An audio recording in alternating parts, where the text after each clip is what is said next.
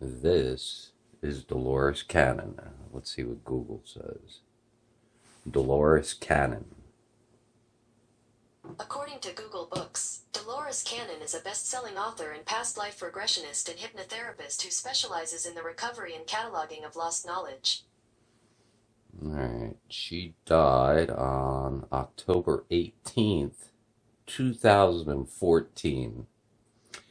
On October 19th, 2014, I woke up, and when I woke up, I was on top of a dime and a penny, tail side up, underneath my butt.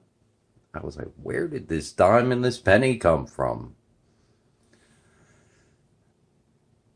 About a week later, I find out she died, and the following morning I woke up on a dime and a penny.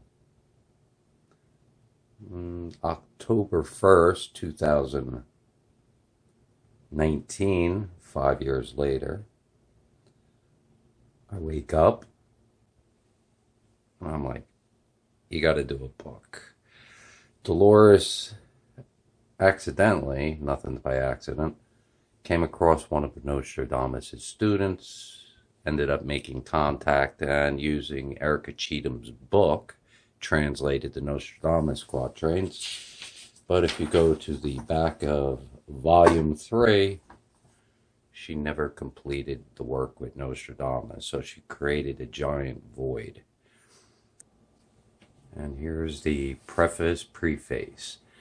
Alright, if you could think of anything that I should add to this, please add, comment.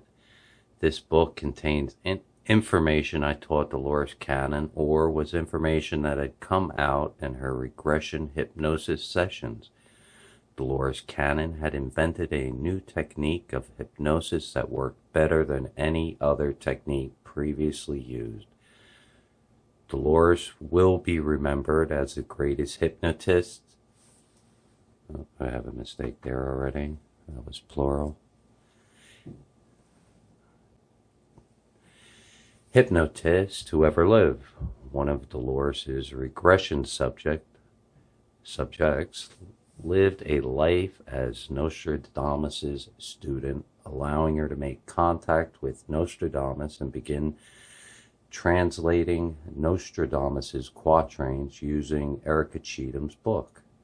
Her work can be found in Conversations with Nostradamus, Volume 1, 2, and 3. I witnessed Dolores unknowingly hypnotize an entire room of almost 100 people when she was giving a talk at the Edgar Cayce Center in New York City.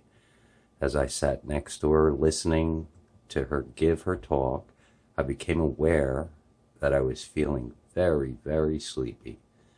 When I snapped out of it, I looked to my right and seen Dolores' friend, psychic Joanne Steele from Long Island's Eyes of Learning, with her eyes closed and her head slumped downward.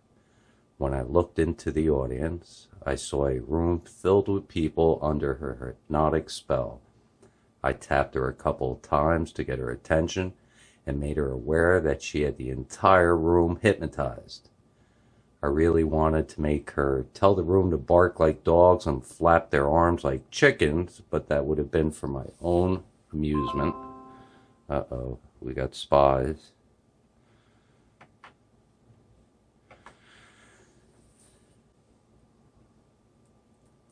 She woke the room up, and I was given a glimpse of what a great hypnotist she was.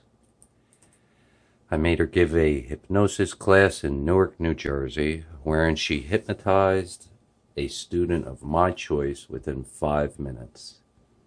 Anyone can learn her hypnosis technique, but she will always be the greatest hypnotist that ever lived. In the decades of our time together, I would remind her repeatedly that she was one of the matriarchs of mankind, returning lost knowledge to the humans. When I first met Dolores Cannon, I picked her up at LaGuardia Airport to bring her to her first talk at the Edgar Cayce Center in New York City. As we were walking to my car, I asked her about the Convoluted Universe book. She told me that when she came across information that made no sense, it went into a box in the corner of the room. I told her I had something to do with her convoluted universe book and that it would probably turn into more than one book.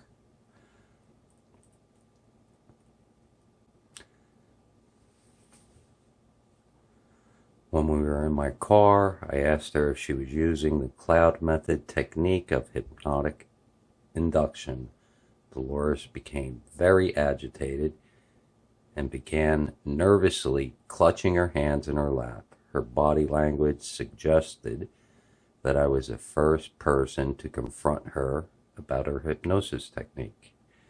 I explained to her that she was an inventor that had developed the world's best technique of hypnosis and that she would not be able to hypnotize everyone on the planet and would eventually have to teach her technique of hypnosis to others.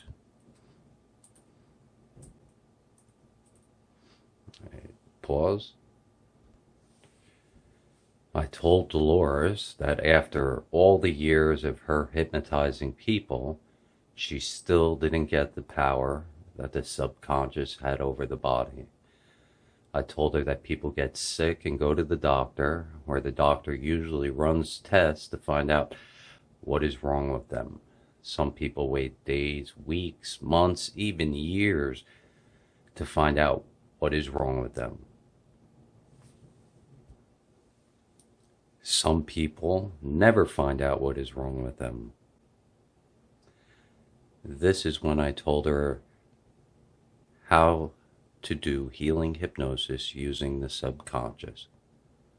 When the hypnotist finally starts talking to the subconscious has the ability to scan the body it is talking to you from and to tell the hypnotist what is wrong with it.